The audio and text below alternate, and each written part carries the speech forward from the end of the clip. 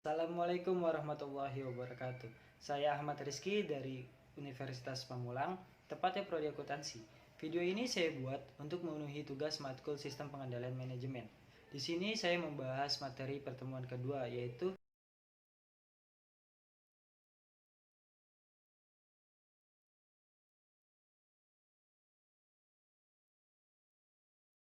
keselarasan tujuan.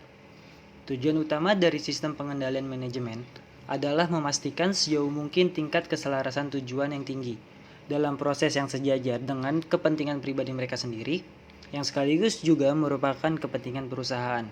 Manajemen senior menginginkan agar organisasi mencapai tujuan organisasi, tetapi anggota individual organisasi mempunyai tujuan pribadi masing-masing yang tidak selalu konsisten dengan tujuan organisasi. Dengan demikian, tujuan utama dari sistem pengendalian manajemen adalah memastikan tingkat keselarasan tujuan yang tinggi. Kemudian ada faktor informal yang berpengaruh pada pencapaian keterpaduan tujuan. Baik sistem formal maupun proses informal mempengaruhi perilaku manusia dalam organisasi perusahaan. Konsekuensinya, kedua hal tersebut akan berpengaruh pada tingkat pencapaian keselarasan tujuan. Namun, hal yang juga untuk diperhatikan oleh para perancang sistem pengendalian formal adalah aspek-aspek yang berkaitan dengan proses informal, seperti etos kerja, gaya manajemen, dan budaya yang melingkupi. Karena untuk menjalankan strategi organisasi secara efektif, mekanisme formal harus berjalan seiring dengan mekanisme informal. Oleh karena itu, sebelum sistem formal didiskusikan, akan diuraikan faktor-faktor informal, baik yang bersifat internal maupun eksternal, yang memainkan peranan kunci dalam rangka meraih keselarasan dengan tujuan perusahaan. Faktor-faktor eksternal. Faktor-faktor eksternal adalah norma-norma mengenai perilaku yang diharapkan dalam masyarakat, di mana organisasi menjadi bagiannya. Norma-norma ini mencakup sikap, yang secara kolektif sering juga disebut etos kerja, yang diwujudkan melalui loyalitas pegawai terhadap organisasi, keuletan, semangat, dan kebanggaan yang dimiliki oleh pegawai dalam menjalankan tugas secara tepat waktu. Beberapa sikap di atas bersifat lokal, yaitu spesifik untuk kota atau wilayah di mana organisasi beroperasi. Ada 4 faktor-faktor internal. Yang pertama ada budaya, di mana budaya ini merupakan faktor internal yang terpenting di dalam organisasi itu sendiri, yang meliputi keyakinan bersama, nilai-nilai hidup yang dianut, norma-norma perilaku, serta asumsi-asumsi yang implisit diterima dan secara eksplisit dimanifestasikan di seluruh jajaran organisasi. Norma-norma budaya sangatlah penting, karena hal tersebut bisa menjelaskan mengapa dua perusahaan dengan sistem pengendalian manajemen formal yang sama bervariasi dalam hal pengendalian aktual. Kemudian yang kedua ada gaya manajemen. Faktor internal yang barangkali memiliki dampak yang paling kuat terhadap pengendalian manajemen adalah gaya manajemen. Biasanya, sikap-sikap bawahan mencerminkan apa yang mereka anggap sebagai sikap atasan mereka. Dan sikap para atasan itu pada akhirnya berpijak pada apa yang menjadi sikap CEO. Para manajer memiliki kualitas dan gaya yang beragam. Beberapa di antaranya memiliki karisma dan ramah. Sementara yang lain, ada yang bergaya agak santai. Ada manajer yang banyak melewatkan waktunya dengan melihat-lihat dan berbicara pada banyak orang manajemen dengan cara berkeliling. Sementara, ada juga manajer yang menyibukkan dirinya dengan menulis laporan. Yang ketiga, ada organisasi informal.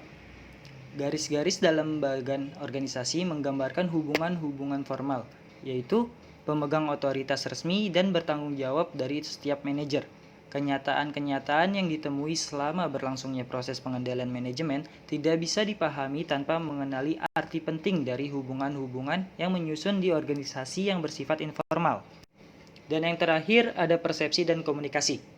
Dalam upaya meraih tujuan-tujuan organisasi, para manajer operasi harus mengetahui tujuan dan tindakan-tindakan yang harus diambil untuk mencapainya.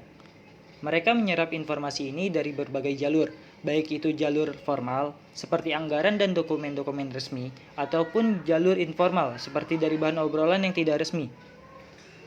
Pesan-pesan yang diserap dari berbagai sumber ini bisa jadi bertentangan satu sama lain, atau bahkan memiliki interpretasi yang sangat beragam. Maka, komunikasi perlu dibangun untuk menyampaikan persepsi. Next, kita ke sistem pengendalian yang bersifat formal. Pengaruh besar lainnya adalah sistem yang bersifat formal. Sistem ini bisa kita klasifikasikan ke dalam dua jenis.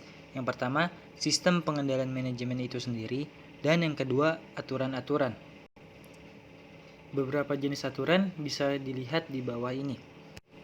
Aturan yang pertama, pengendalian fisik, yaitu penjaga keamanan, gudang-gudang yang terkunci, ruang besi, password komputer, televisi pengawas atau CCTV, dan pengendalian fisik lainnya merupakan bagian dari struktur pengendalian. Aturan yang kedua ialah manual.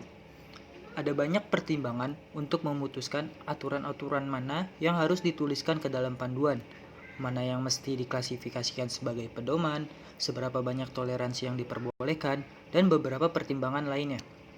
Manual dalam organisasi birokratis jauh lebih rinci dibandingkan dengan aturan organisasi lain. Organisasi besar memiliki panduan dan aturan yang lebih banyak dibandingkan dengan organisasi-organisasi lain yang lebih kecil. Organisasi yang tersentralisasi memiliki banyak aturan dibandingkan dengan organisasi yang terdesentralisasi.